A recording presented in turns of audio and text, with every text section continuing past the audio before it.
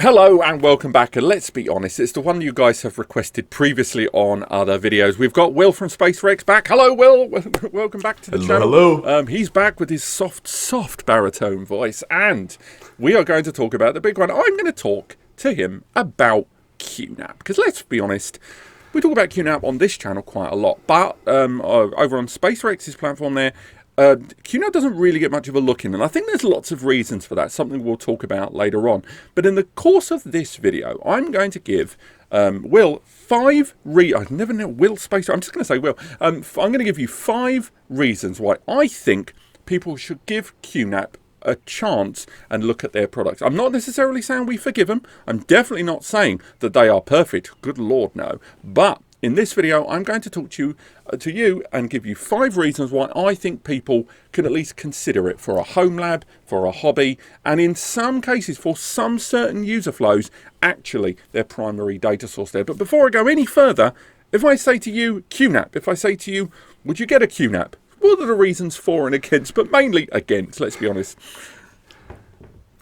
It just comes down to the number of times they have been hacked and the way they address their security issues. The amount of articles, for me, I really want to be able to recommend and bring out people into the space and have more competition. But the amount of articles I've read from security researchers who say, yeah, we submitted bug report 3 times and it took them 8 months to get back to us. And we had to email 15 different people before they would even realize this massive critical issue. I just cannot internally recommend it because it's just, you don't know what is out there and what problems are going to be just not addressed at all. Again, tough to argue. I mean, again, I've got some lovely stats here on the side that I'm sure the people at QNAP would not like to hear.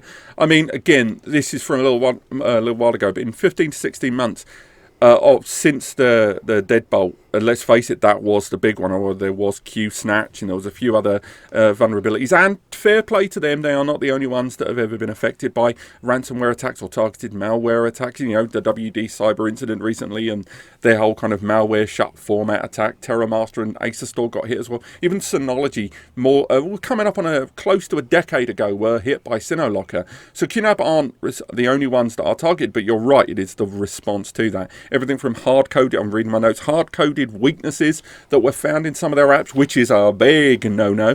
Then there was an intern left in a hard-coded password. And then the weakness disclosure. So when they were submitted, that weakness disclosure, like a lot of CVEs, they seemingly either were working on it slowly or they didn't do anything with it. And then the disclosure happened because they were like, we're giving you a chance before we're going to do public disclosure. And this is, of course, the reported vulnerability, not the hackers themselves, obviously. And then it was 3,600 devices hitting that first wave. And then the way they managed that whole force update thing. There's just many, many reasons why I think a lot of people will look at a QNAP NAS and then just go, no, I get that, I really, really do. And nevertheless, I do still talk about them on the channel. I still recommend them, and hopefully for the 5 reasons I'll talk about. Originally, I was going to make a video on, like this with Tom from Lawrence Systems, and I'm hoping to talk to him about QNAP at a slightly mediated change of topic there. So this won't be the last time we talk about this here on the channel. But right away, I'm going to go with my first reason why I think QNAP, for some users, and particularly your own followers on your channel, should maybe give them a chance.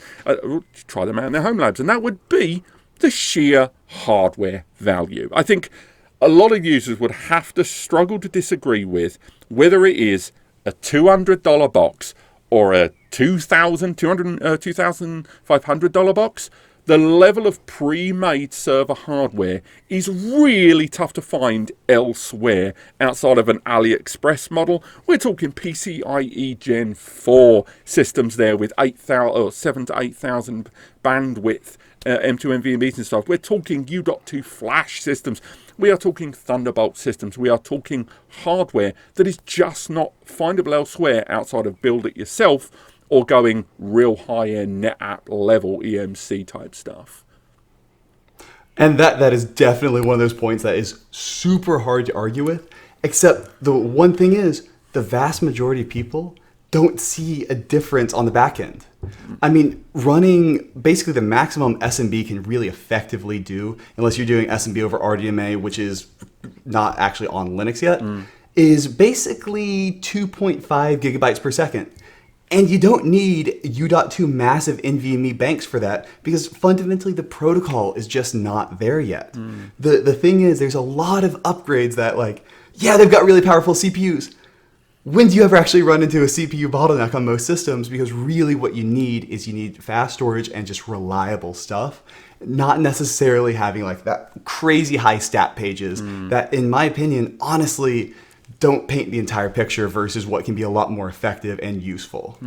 I think when it comes to QNAP's own software, I feel like a lot of the time, this will leak onto one of my other points in a moment, but the hardware values that you are presented, sometimes you can do better with that hardware than you can with QTS. QuTS does a better job actually realizing a lot of that hardware potential is afforded to you, but they're never always going to get it right. Like the Thunderbolt NAS stuff, that bottlenecks quite significantly because it has to be Thunderbolt over IP or IP over Thunderbolt. I never get the naming convention right. But I would disagree. I think their flash systems, their Gen 4 flash systems are and nowhere else in the market, and they've got the 100 gig outputs with the upgrade cards there. It's 25 gig as well, and some of those insane Xeons in there, and the memory compliance. I think they might even have a DDR5 system as well. I think they have removed a lot of the internal bottlenecks there. I would say maybe outside of their flash systems, a lot of what you said there may be true. But moving on to my second point, just format it and put TrueNAS on it.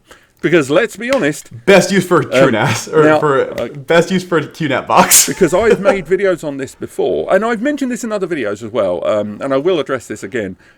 I deal with quite a lot of brands, and I think it would be fair to say a lot of the hardware is sent to me. When it's sent to me, I have it on a short-term loan or I have it on an extended loan. You know, realistically, less than 5% of the stuff that goes to the channel is actually kept. The majority of it ends up going back or getting forwarded to other reviewers there. So I'm not paid by any of those brands to say the things that I say. I'm really not. We've taken, like, now I think it's up to 4 paid commissions in the entire history of NASCompares that we've ever done, and I've detailed that on the other pages. But the reason I say all of this is I've done a series of videos where I've basically taken a QNAP and stuck Unraid on it. I've stuck Proxmox on it. I've stuck TrueNAS Core and TrueNAS Scale on it. And not once has QNAP ever gone, what are you doing? They've never stopped sending the product for the reviews. They've never argued with the negative things I've said. And given I've spoke about Deadbolt probably louder than a lot of YouTubers, I think it's really intriguing that I can make a video where I format their systems with TrueNAS and they're not getting uppity about it. One might argue that might say commitment to their software, who knows? But I do think for users that use TrueNAS and this incredibly growing middle ground between turnkey inclusive OS systems and open source do-it-yourself, this growing middle ground, part of that is buy a QNAP, stick TrueNAS, stick Unraid, whatever on it. I completely agree with that point, because honestly, you cannot build a desktop NAS cost effectively. You can try, you can piece it together, but really getting a good, high quality, nice packaged desktop NAS and building it yourself is just super, super, super hard to do. And so QNAP builds great hardware.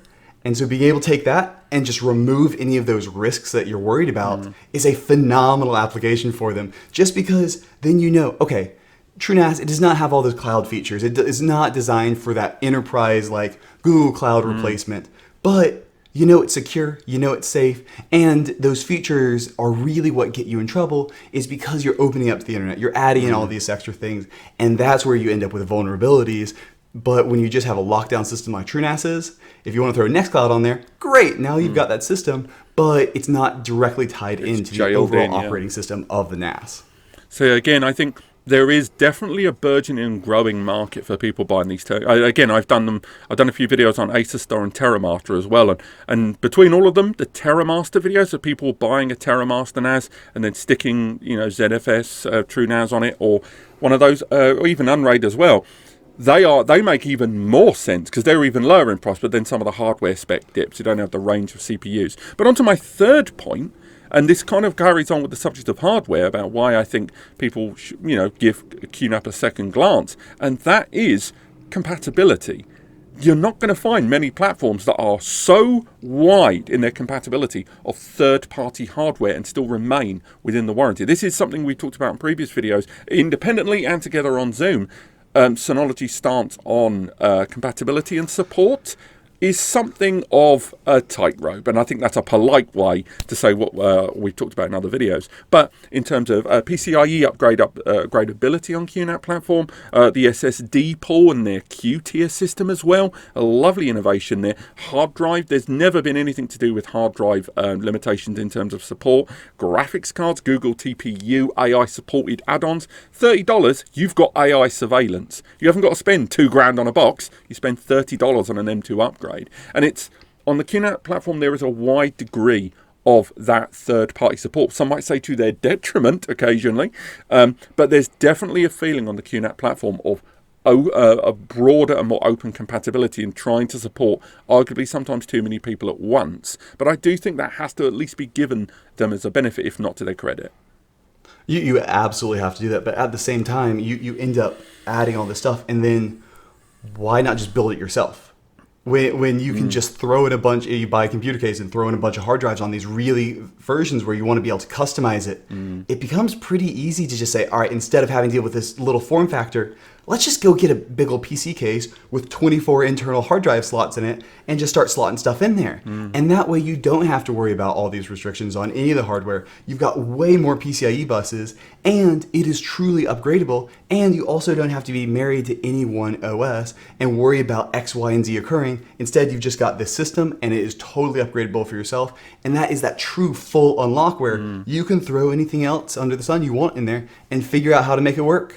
But again, it's that, for me, it's that middle ground, that growing middle ground of people. You're right, upgrading gets into that point where you go, well, if you're going to, take 2 steps, why not take 10? But at the same time, I do know a large contingent of users that want the pre-made NAS solution and that expandability, like the TVS H874. It's like an i9 12th gen Intel system, Gen 4, and there's got M2's 8 bays of storage. So the preset model, if you try and build it yourself, individual components, it'll cost you like $1,200, I think. I did a pricing up in another video, and it cost you about $2,500. Why are people still spending, another $1,000 or so when they're going to use upgraded components? Is because they want the base level format of the system ready to go. They'll probably put TrueNAS or another OS on there, or even dual OS that thing. But I do think there is a contingent of users that want the base level system pre-built. When I've talked about Kickstarter recently, I've been doing a lot of coverage. Did you hear about that Storaxa NAS? Yeah, I did a little bit, not a ton. So the Storaxa, the reason we're covering it at the moment is I've committed to it for every month. We're talking about this Kickstarter NAS because in the last decade or so, and I did a follow-up video on this, servers and NAS on Kickstarters the majority of them have been failures. And the reason is the margins. It's having the OS and having the margins. And because of this growing, I want a pre-built solution to ram on the OS of my choice. Storaxa comes into the field with an incredibly cost impressive device that has got Wi-Fi 6, that has got 5 bays of storage, hard drive bays, it's got 4 M2 NVMe bays on it. Now, this is for home lab, DIY NAS enthusiasts. They want the pre-made solution to start with. There is definitely a growing trend there. And you're right, they could just go, screw this noise. I'm going to buy a big old PC tower, stick 9 bays in the front, 8 graphics cards in the back, and, mine Bitcoin until I fall asleep. Great stuff. But still, nonetheless, I do think there is that contingent growing user. Unless you've got anything else to go on with, I've got my 4th point. All right, I'm good. Cool. I'm good. My 4th point, nice and simple, just take the damn thing offline. Nice and simple. You get a QNAP, you can just run it offline. Whether you're going to utilize it for video editing or anything like that and use just local point-to-point connections or on a sub-network or, a different VLAN that's completely separate from the others, then you've completely eliminated that vector. Now, it is true, the client system that's connecting with it can introduce vectors, but then one could argue that could be the case with any NAS brand. On the other hand, get the QNAP, F off their own remote access connection, if that's how people feel, and then use Tailscout, use TeamViewer, put it behind one of those little affordable $50 to $100 boxes with pfSense, OpenWRT there, living in the front, and just add a few layers of restriction. And I do think that's one compelling argument when you're looking at everything we talked about thus far. Just don't put it online, because I think generally, My problem with that is how many people actually know how to do that? Yes, a lot of people can figure out and sort through it, but your 90% users are not going to go through that insane effort and not going to know everything that is automatically uploaded from even things like universal plug and play. You may have thought that, oh yeah, I've not manually gone into my router and opened up any ports. Well, in the background, universal plug and play was enabled, and now magically it is. And now you just don't know what it's doing. Yes, you can go through all the effort, but why? Why go through all that effort when you could just buy a different product that is not going to have those issues from the start and is not marketed as that home cloud that is designed for that ability to access it wherever and however you want to do it and share files with other people? It's a justifiable point. There is always going to be that hurdle of knowledge versus hands-on know-how. And I think, yep, you're right. When we talk about on the channel about you can just take a NAS offline and not make it remote accessible. We even talked about this in, obviously we're recording this and the DSM 7.2 video close together, and we were talking about a lot of the disabling with QNAP's, Synology's Quick Connect system and removing default port punching there in the background. But I do think there is an argument that a QNAP NAS can be used point to point, even removing a switch.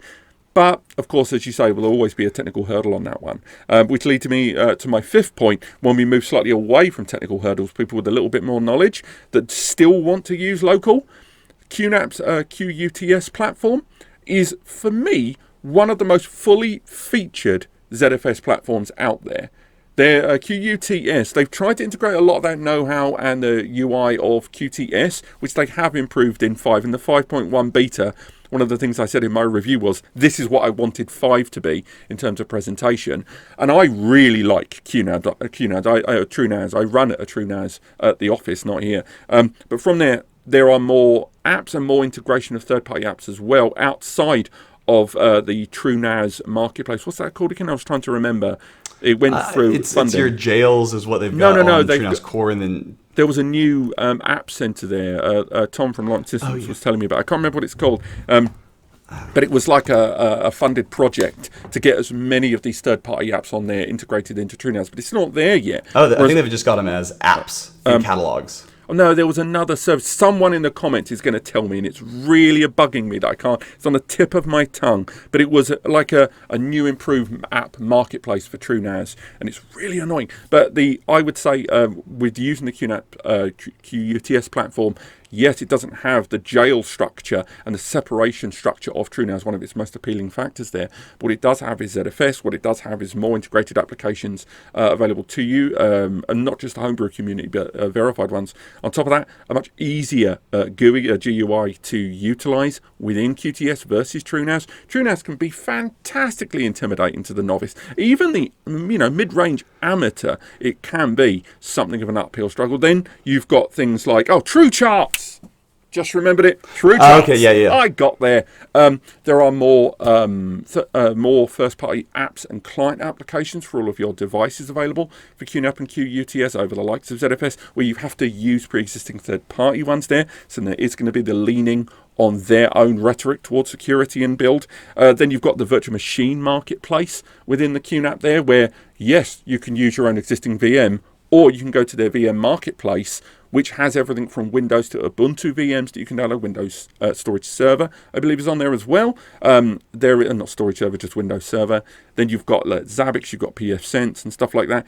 Then you've got support of RAID Z on there as well. So you're not even losing your triple parity there, or the removal of the volume layer. And then finally, it already has volume encryption. It already has write once, read many. It has these things. So I think you'd have to get a powerful QNAP to do it, but I think one of the things people should maybe look into is QuTS, because it's quite a robust platform. But at the same time, you mentioned there's all these first-party built-in apps, but those are your vectors where you get in trouble. Absolutely. That is the true issue. Is it's great they're first-party built-in, but because they're first-party and running on the exact same kernel as you and not even sequestered off in Docker space, you still don't know where all it takes is one of those to get access, and then they're in. That is the beauty of that TrueNAS system that just says, okay, I know Docker. No matter what, the worst thing that's going to happen with Docker, save some insane vulnerability found in Docker, but I mean, it's Docker. It would hopefully get patched very quickly. You know that if that container gets compromised, it's only going to be able to affect whatever is small and contained right in there, and is not going to have access directly to the kernel and be able to just run circles around the entire system, which is what you get with all these encryption attacks, where if you look online, so many people are just getting their NASs encrypted because of these first-party applications. I remember one of the first ones was because of QNAP photos. And that was one of the first vectors in that led to, I forget which one of the QNAP attacks. QSnatch. So many I of them. think it was QSnatch. It was QSnatch. I might be wrong. Someone will tell me They're otherwise. all very catchy. Oh, you got to give it to the marketing guys. But no, But that's the problem, is those first-party apps that have full restriction and running on the kernel, those are the ones you don't want tons and tons of. You want to make sure all of those are really rock solid and locked down, because those are where somebody can get them. And if they are not locked down, they have full, essentially unrestricted access to the NAS. I think while we're talking about vulnerabilities within QNAP's applications that have happened in the past there, I do think we have to at least give them, not the benefit of the doubt, certainly not, but I think we have to at least acknowledge, if you go to the security advisories of most of these NAS brands, and again, we are talking all, and I will include Unraid, I will include TrueNAS in this, that a lot of these vulnerabilities can stem, from Linux. And, TrueNAS scale must be, because they've now got to think about Linux kernel and, the number of those that are being utilized and the support from those long term. A lot of these vulnerabilities stem back from that. So when we go through the security advisories of all of the NAS brands or NAS solution brands, whatever we're going to label them, often the vulnerabilities appear on all platforms simultaneously, and then it's a question of how new or how old it is. And because I've talked about this in another video that I don't think has gone live yet, but when we talk about QNAP, Acerstore and TerraMaster running newer kernel Linux kernels on their OSs than Synology. I think Synology are running 4.43 OT. I think Synology's running. I know QNAP's onto the 5s in the Linux kernel. The newer the kernel, the less explored the vulnerabilities can be. And I think there is that kind of little weighing up there, I think, of going for the most efficient new kernel that's got the performance benefits, the feature benefits as well, for increased performance and within browser access and lower latency. But to pursue that, unfortunately, that means you are going on a slightly rickety bridge, and maybe there is a logic towards Synology hanging back on those Linux kernels just a little bit longer. But no, really, those are my... Okay. And so that's the thing. I would argue that, yes, you do get the most CVEs from actually based off the actual operating system and all the open source packages. But that's just because they're discovered. CVEs only come out once a security breacher has found them. A lot of those are, well, if somebody has X, Y, and Z and 15 other exploits variables have already been occurred. I don't know of a single time where there's been a actual Linux exploit or something that was based off of even like just a SMB v1. I don't know if any of those that have actually gotten somebody into the NAS.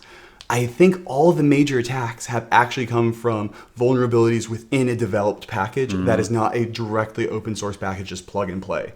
That's the thing. Those CVEs are out there, but they're known and they're being actively worked on by a larger team versus when you have, who knows how large the development teams are for these companies, it is not necessarily, they're not getting discovered as quickly and there's not as much money in them. That was my other big problem with QNAP was, and I don't know if they fixed this yet, they did not have a bounty program. Yeah, but I was going to get onto that in a moment. Yeah, sorry. You look at like Synology's page, and you look at even Apple and Google. You can find these bounty programs because they're like, please, we will pay you to tell us about these vulnerabilities. We will pay you. Do not exploit them. We will pay you way more than you will make, and you will not have to deal with legal trouble. QNAP didn't even respond to security researchers' queries about these things. They let the entire delay. They did not inform the what is it where you inform the public? The public disclosure. Yeah, they let the public disclosure timeframe expire without responding to security researchers.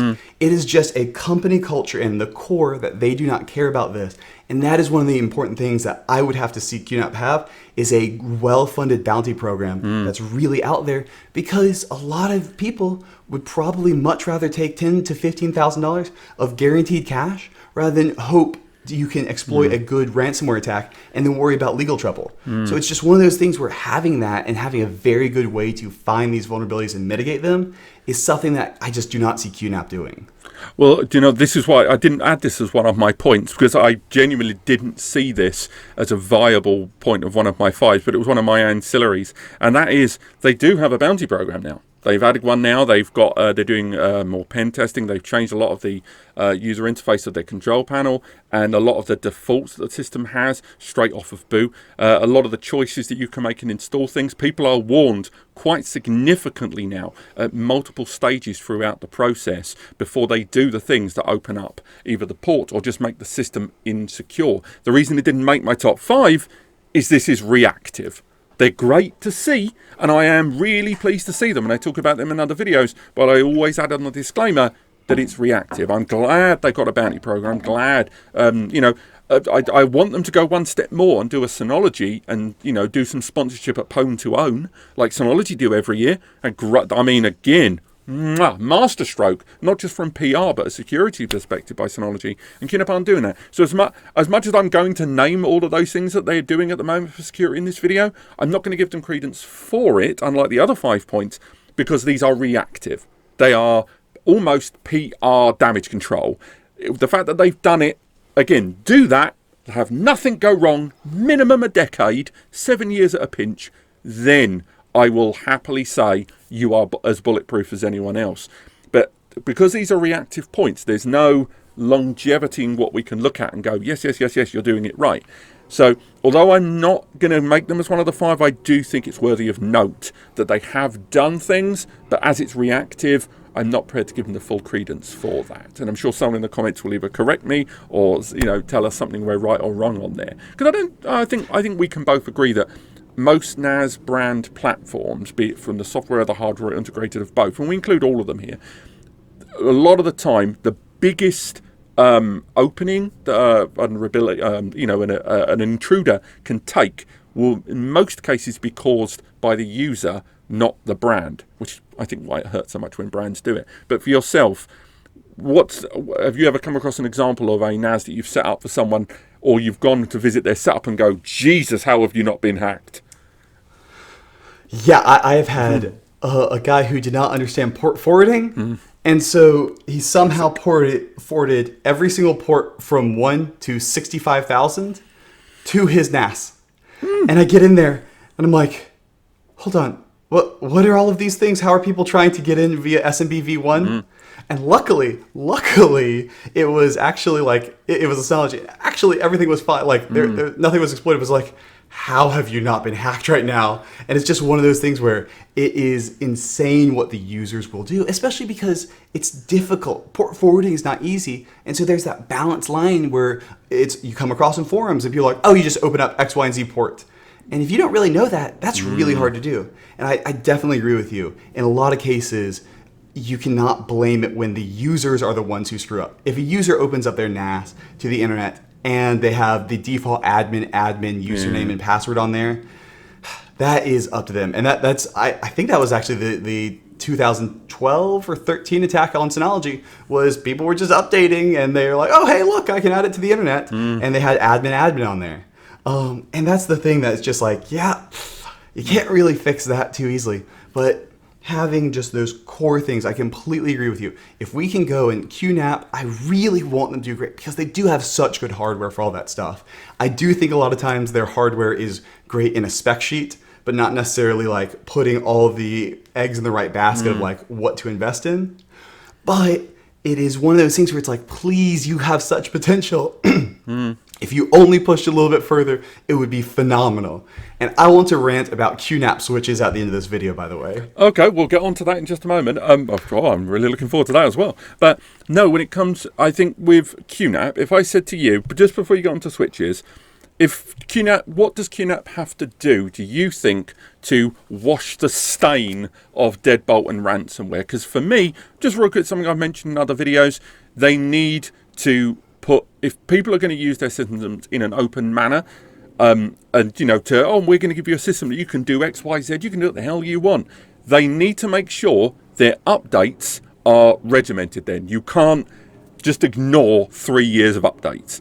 because a lot of users were impacted because they just were not updating. Not so much hard-coded weaknesses, but other weaknesses where users plugged it in and they never updated the firmware. Because, I haven't upgraded to Windows 11. My laptop can tell me a bunch of times to upgrade to Windows 11. I'm not doing it.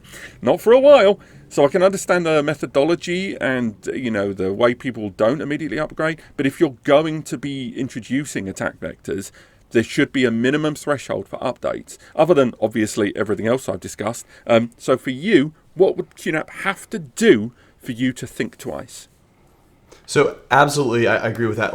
I like the way Synology does it. By default, Synology does not have automatic updates, except there's 3 checkboxes. Automatic updates, only manual updates, and then there's the one I tell everybody to check. Hey, only automatic update if stuff's about to hit the fan. Only those really big... And that is exactly how you should set up from the beginning. Because you don't want automatic updates for a lot of stuff. Because you don't want all of a sudden your great setup to be broken because there was an update. But leave that automatic in there for hey, if it actually has a bunch of vulnerabilities found, go ahead and update.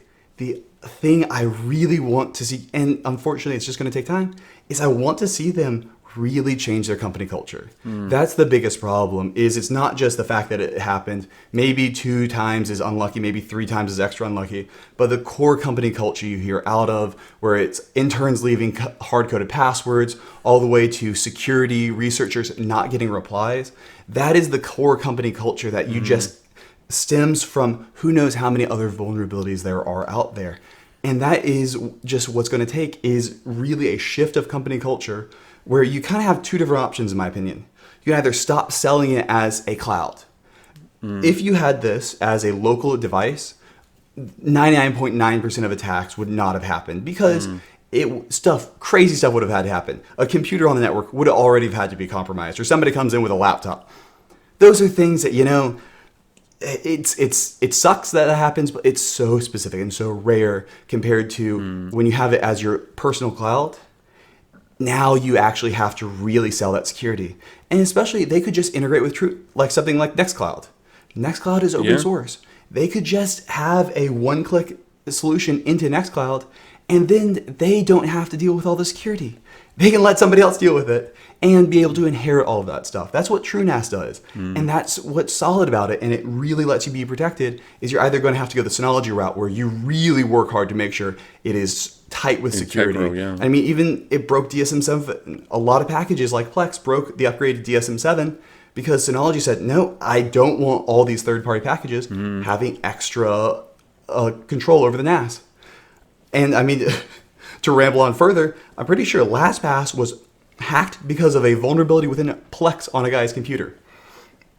So sequestering off all those packages where they have fewer and fewer accesses is what you have to do. Or just hand the requirements for actually maintaining security to somebody who does it better. Somebody who's just focused on it, like NextCloud.